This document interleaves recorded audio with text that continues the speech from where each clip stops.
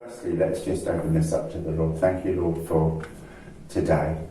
Thank you that you've given us this marvellous opportunity. Thank you for the Bus Stop Cafe. Thank you to all those who've come along so far. Lord, we just ask you to bless this ministry.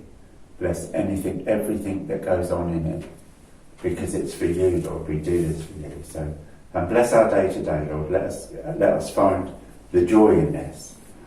And then take that forward in Jesus' name. Amen. Amen. So thank you for coming. I've been asked over the last few months why we're doing it.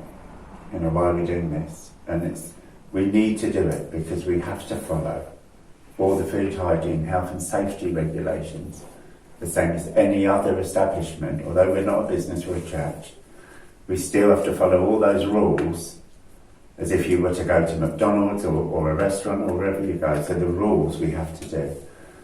And it's the law of the land. It's not us personally. It's not the church. It's what we have to do because it's the rules of the country and it's the guidelines are there. I don't want to take away from anything that we've done before or that's been done over the years at Cogs. It's not about that. Many, many good things have come out of Cogs Kitchen in the past. And the church have had some really, really great times sharing in hospitality. And I've heard some lovely stories about lots of different things that people have done over the years. But we have to move forward. God expects his people to go forward, not to stay where they are or to live in the past. So we now have a really lovely opportunity to take this new vision of the Bus Stop Cafe forward. We want to pick people up, take them on a journey and lead them to Jesus. That is the vision.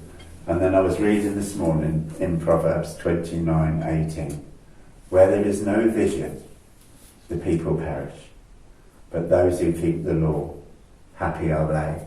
And it just made me think, here we are with a new vision. Without a vision, what do we have? Without a vision or staying where we are, what does the future hold?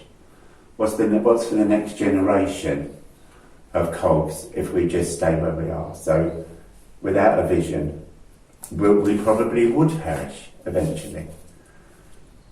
And those who keep the law, happy are they. And I thought, these are laws and rules that we have to do, but happy are those who abide by them because it makes life a lot more simple. Lots of the things we're going to talk about today in this training are just good practice and common sense. Please don't panic about any single thing you hear today because you won't be on your own. Someone will always be there, and there will always be someone there that is overseeing the day, that is qualified enough to help anyone along who's not.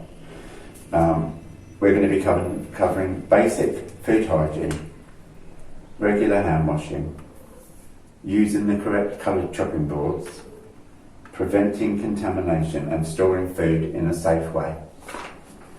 It's not a level 2, it's not nothing major, it's the basics for us to be able to use the kitchen.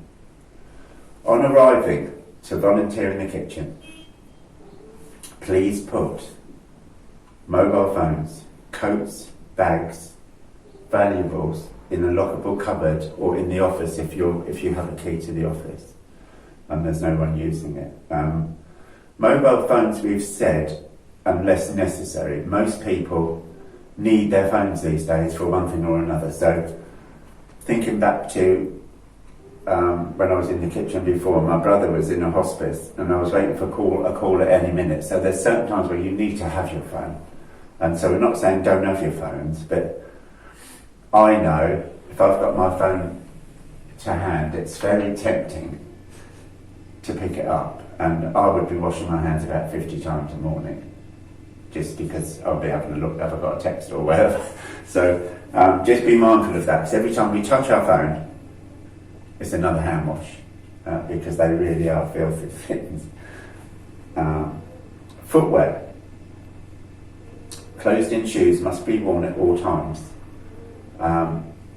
We know everyone loves to wear their sandals and their flip-flops and all that in the summer, but it's a definite no-no if you're going in and out of the kitchen. It's a no-no even really if you're waiting on the tables out here, because if you drop plates, cups, anything, you've got open toe shoes on, you're going to damage your feet. Long hair must be tied back, and please wear minimal jewellery. No ties on men and no scarves on ladies, because they just hang around, dangle, they're not safe. They get caught in doors, drawers, cupboards. Most ladies I know at church do not wear them, but I do know some ladies who have really lovely coloured nail varnish. Margaret. That's only for the... That's only because of the rugby and a wedding, that's it. It's coming soon. No false nails in the kitchen. If you've got false nails, acrylic nails, or very strong coloured nail varnish, please wear gloves at all times. So the first thing you do as you go in the kitchen is the coats, the bags and all that bits done. When entering the kitchen, the first thing you do is wash your hands and put your apron on. And aprons must be worn at all times, including Sunday coffee. Please remove the apron for any toilet breaks. So if you need to go to the loo, take your apron off, leave it in there.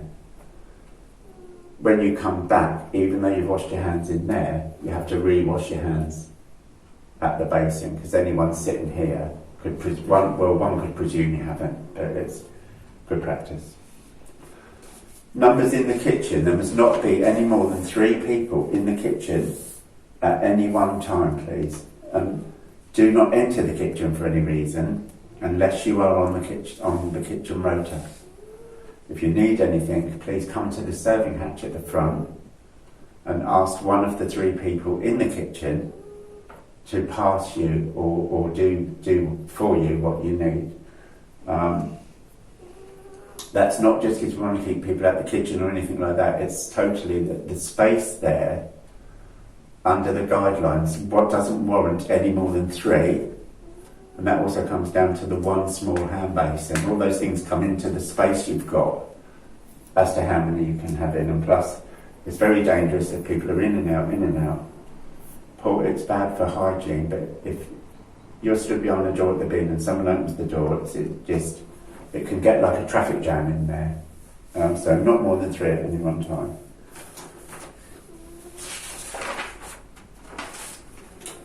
I'm going to stress this again. Please don't worry about any of it, because there will always be someone on duty with a level 2 food hygiene certificate that can help you or answer any questions if you're not sure. Cross-contamination. There will be a chart in the kitchen. We've just put a new one up that looks like this, and it lets you know what all the different boards are for. And you'll notice on the bottom there's a new colour, which is purple, which is for allergens. So there's a purple coloured chopping board up there now. So if you're using gluten-free bread or anything like that, use the purple board. And there is also a separate little toaster with the same sign on it that says gluten-free bread only. First of all, I thought, gosh, that's going to a bit of an extreme, but someone pointed out to me that one little bit of gluten for someone that's got an allergy can actually have quite a big reaction.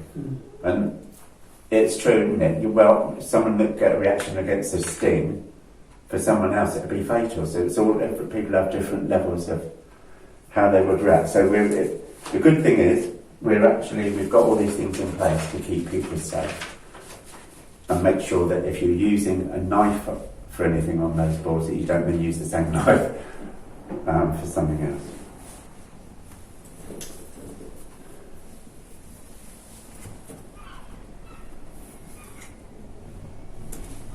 Also, to prevent cross-contamination, no eating or drinking that side of the counter. So take a break. So what we used to do, even on Sunday coffees, is if there's 2 or 3 of us doing coffee, when the queue had started to go down a little bit, we would say to one of the others, right, you go off and have a break. have a coffee and mix with people, and then someone else will come in and do the same. But no eating or drinking in the kitchen, please. And this includes the Sunday coffee, because you put your hand to your mouth where your cup is, and then you pass a cup to someone else, or you're making coffee. So it's one of the big no-nos is not to eat and drink in the kitchen. So have a break. And there are lots of things we do that we don't realise we're doing, and I've got an awful habit of, so do pick me up on it if you see me doing it. I've got an awful habit of doing that. I don't know if it's because I've got a beard, but if I do that, tell me to wash my hands. Because it's amazing how many germs you pick up just doing that. And then you go and pass somebody a cake or a coffee. I know we're using Tom's, but so just be mindful of those sort of things. If you are bringing in cakes or items made at home, please bring a list of ingredients with them that can be shown with that item for the purpose of allergies. And cakes on the counter will always have a lid, they'll always be covered. And the bus stop now outside have picked up all of these things and are all doing it, and it's really, really good. They've got their cakes covered up, they've got their allergy signs out. Yeah. So as I'm saying, even on Sundays, it's beginning to be in everything we do, so that we just get in the good habits of keeping everyone safe. Food storage. All foods, once opened, should be dated with a use-by date label and disposed of when expired. The labels will all be in the kitchen. Any leftover milk in a jug should not be put back in the bottle. If it's been out for a couple of hours, then it should be thrown away. If it's been outside, it definitely needs to be thrown away and not brought back in and put in the fridge. So a good idea is to put less in the jugs and fill them up more often than to fill massive jugs up and then we've got to waste them all. Because someone said, can we buy some smaller jugs? And I thought, with storage here, we haven't got massive storage at all to keep going. We'll get some of them and we'll get some of that. If it's a big jug, just put less in it. It's to save waste. Really big thank you to all the people who do the bus stop, because they really got on board with that quickly. And it's working really well. And the bus stop have their own cupboard, all their own space now, so really good. Anyone who uses the fridge in the hall, the middle fridge, all items in there must be date labelled once opened, and anything opened and not labelled, I will check it quite often. And if there's stuff in there that's open and it's not been dated, I won't ask permission, I will throw it away. And the simple reason for that is, if the food inspector comes in on that day, I don't have time to go to that person and say, is this yours? When did you open it? Because he could come in that time. So please get in the good habits of storing food safely. And that goes for frozen food as well in the freezer. Because if it's not dated, we don't know if it's been in there 3 months, 6 months, 9 months. Or like some chest freezers, been at the bottom for 2 years and suddenly it comes back into life. Jane was asked by someone at the bus stop, a chap going by one day, he said, can I bring my little dog in with me? And Jane said, I'll have to find out about that for you. So we had a lot of chats about it. We went online and checked all the rules and the regulations. And for lots of people out there, their little dog is their companion.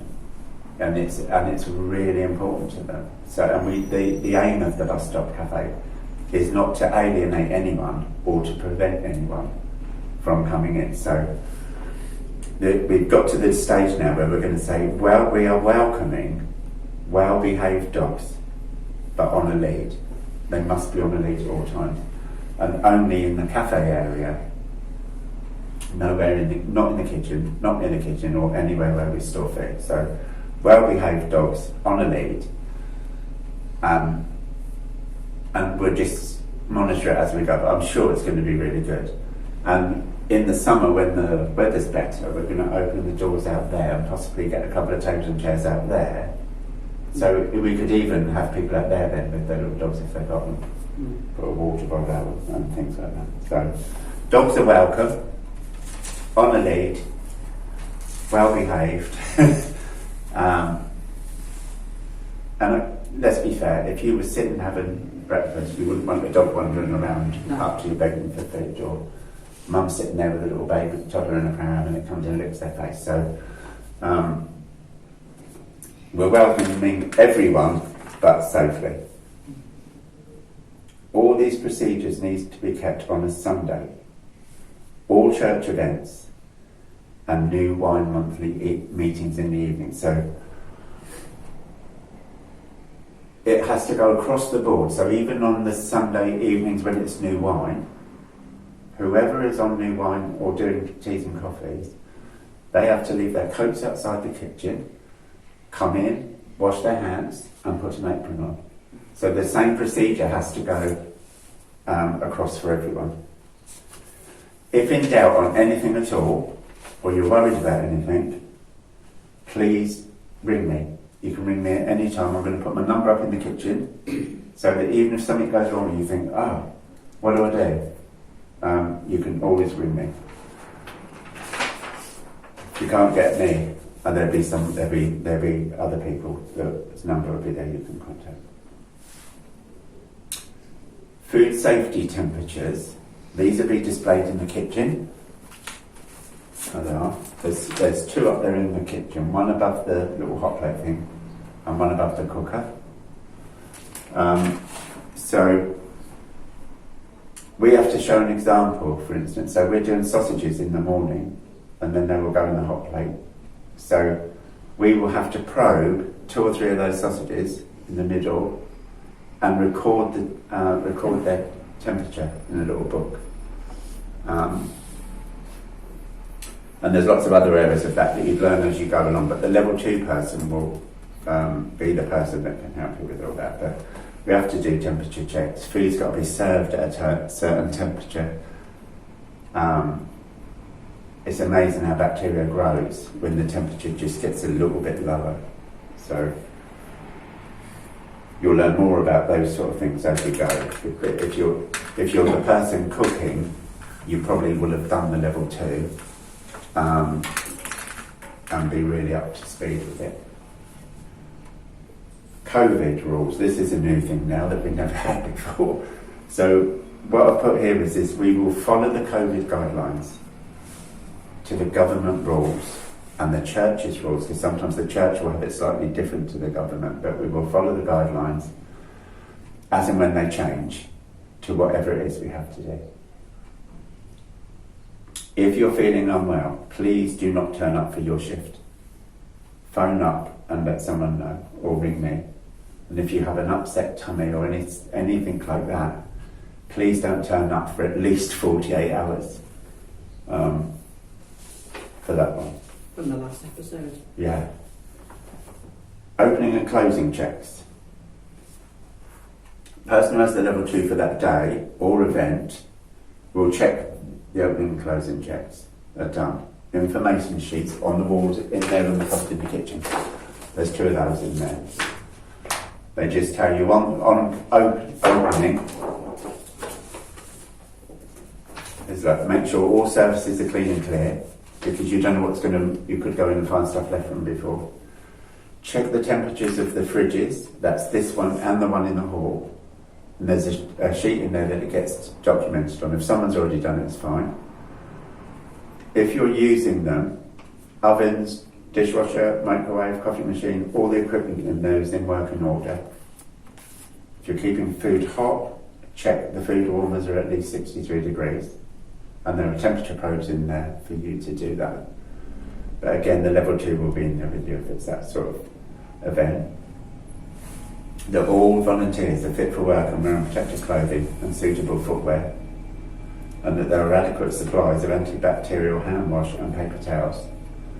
And they're cleaning spray for the table. So that's the opening one. And then the closing one is just pretty simple. No food to be left in the kitchen. Take it away or bin it. Check the ovens and food warmers haven't got anything left over in it. I found a tray of bacon in the oven. round the other place one day that we forgot from the day before, so it does happen, and I've done it as well, so that's why it's a good thing to have the checks. If milk's been used, it's on here, don't put it back in the bottle. Ensure all cooking utensils, mugs, plates, cutlery are all washed, clean and put away in the correct place. Check all the electrical appliances are empty, turned off and cleaned. Ovens, hob, microwave, dishwashers and food warmers. Empty the waste bin, recycling bin outside and put a new bin liner in the waste bin. Clean all surfaces. Check the windows, shutters and doors are closed and the fan is switched off. So that's the closing ones. It sounds a lot when you're just reading it off, but it's actually really quite basic. First person in the kitchen is the ideal person to do the fridge checks. As you go in, check the fridges, do it. If there's anything not right with it, document it or what you've done. So if you go in and that fridge is too high, you're going to have to turn this, just tweak the setting a little bit and then make a note that you've done it. I know that we all want to save energy, but please do not turn the dial down on the fridges. Still defrost. When it goes below the temperature and then all that food in there, I have to throw away. So if there's a big box of bacon in there and someone's thought, oh, that's a bit high, save electric, and turned it down, and I come in and the temperature on the fridge is over 10, I don't know how long it's been at 10. And we don't want to waste food. So I understand saving electricity, but I used to find around there people would tweak the dial to save electric, and then you'd be throwing away 30 quid's worth of food. So please don't touch the dial unless it needs to be touched because it's wrong.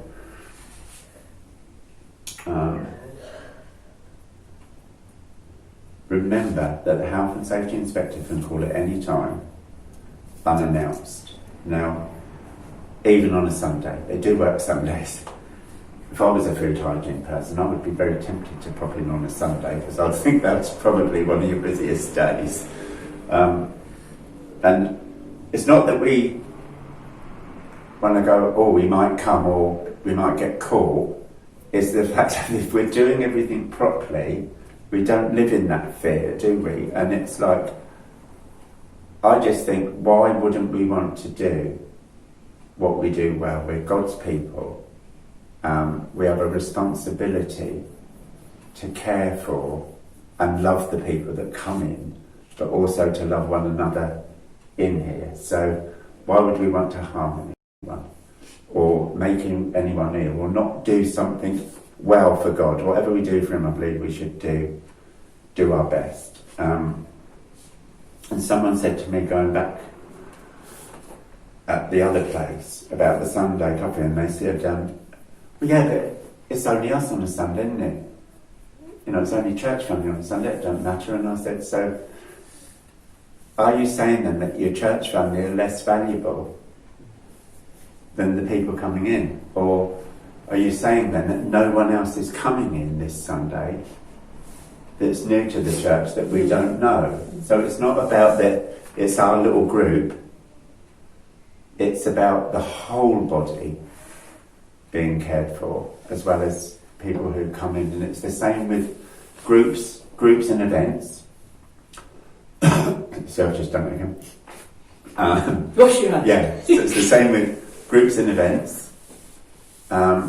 We used to have, I use the craft club as an example. So the craft club said one day around the previous church, we have a lunch once a month, the craft club. All us ladies have a little lunch. Can we still do our lunch? And I said, of course you can do the lunch. As long as you've got a level 2, and as long as it's all done to what we have to do, have your lunch. It's not about stopping anyone doing anything, it's just about doing it properly. So the first week they were doing their lunch, I popped in.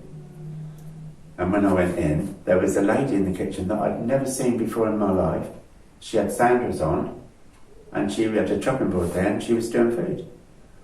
And I went and said, oh, morning. And then I asked the lady who ran the craft club, who's this? I don't know this lady, who's this lady? And she said, oh, she's Joan, she's a member of the craft club. I said, well, what's she doing in the kitchen? She said she's helping with the lunch.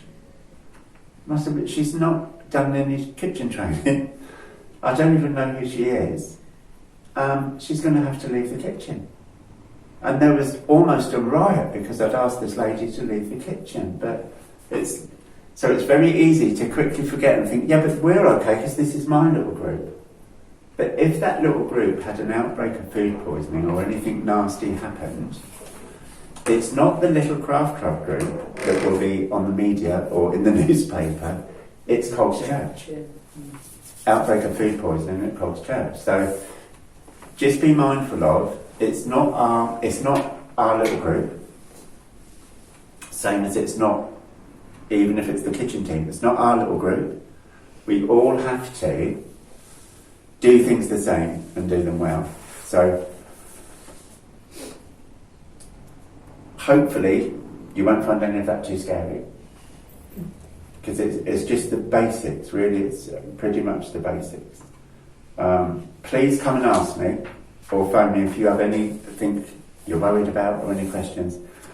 Lots of people so far, I know we're all learning, but they've gone and asked someone else, and then someone else has to go, oh well, Emma, I'll find out, I'll ask Jim, and then they ask me, or they'll ask Jeanette. So by the time it comes to me, 4 other people have been asked that can't actually give them the answer. So, and it just slows the process down, or you get misinformation. So please come and ask me. I am approachable. I'm not here to harm anything, to break anything. I'm here to help us go forward and grow our family. That's the exciting bit for me. That the aim is to not just sit in here with the family we've got, is to get out there, reach those that don't know Jesus yet, and extend our family, so that when our time comes to go and be with the Lord, we've left something good behind, and we've left something behind that's the next generation of cogs, because it's so important that we build on what we've got rather than just keep it to ourselves. So enjoy it, have fun in it. I'm really looking forward to it, as I expect you've noticed. And I'm looking forward to working with all these different people that I don't get an opportunity sometimes to talk to on a Sunday, and get to know them better. I mean, we had a sad occasion recently where we did some food for a funeral, and I worked with Claire in the kitchen for 2 hours, and by the time that 2 hours was up, I had so much more knowledge of Claire, and I'm sure her and me, that I felt I'd really got to know her in that time. Just working with her, I've got to know more about her and built more of a relationship, whereas we don't get time to do that on a Sunday. So enjoy all those bits of it. It's like doing stones, isn't it? When you do the stones, isn't it? Yeah. Amazing. It was great. Your wife thought you was not working. Those who are going to be table talking, people that are coming in and being table talkers, we're going to, or befriending. I think befriending sounds better. So please, just when you come in, get a coffee, sit at a table, sit with people, and just be who you are. We did have a couple of ladies who were very lovely ladies for the Lord, but they were very, very, everyone needs to be saved and everyone needs to be saved today. So, but it did upset some people, and I know some people found it uncomfortable to come if they were there because they were a bit overpowering. So it's about getting to know people, building relationships with them, getting to know their name, and that might be 2 months before someone comes in and you go, oh, hello John, how are you today? And it might take 2 months just to get to there, and it might be another 2 months before something happens and you're in a position to say, well, actually I've been where you are, but Jesus has helped me with that. But it might be a bit of a journey before you get to that point. So it's loving people gently, and just not as soon as they're coming in, you need Jesus in your life, you know, and sort yourself out. So It's about having empathy, not Yeah. sympathy. Yeah. You can't have sympathy. The lady who led me to the Lord eventually, and her husband, I was doing her hair for 2 years Yeah, you told me. before we got to that point, and for every 6 weeks for 2 years, she talked to me about Jesus, but it took 2 years. And there's the miracle since. But yeah, thank the Lord I'm here today because that lady was persistent, for 2 years. So it might take a while with some. Level 2 training. Anyone who leads a group or is a group leader or team leader, it would be great if they did the level 2 training. For the simple reason of if the groups or team leaders want to put an event on, if they've done the level 2, it means I can say, right, you're the level 2, you're responsible for this event, and leave them to do their event or oversee an event. If not, I have to put a level 2 in place for them so they can do the event. And that's not that we won't, of course we will. We'll do whatever we need to do to make everything work. So level 2s, if you're a team leader, please think about doing them. So that's it. Thank you so much, and we'll do any questions.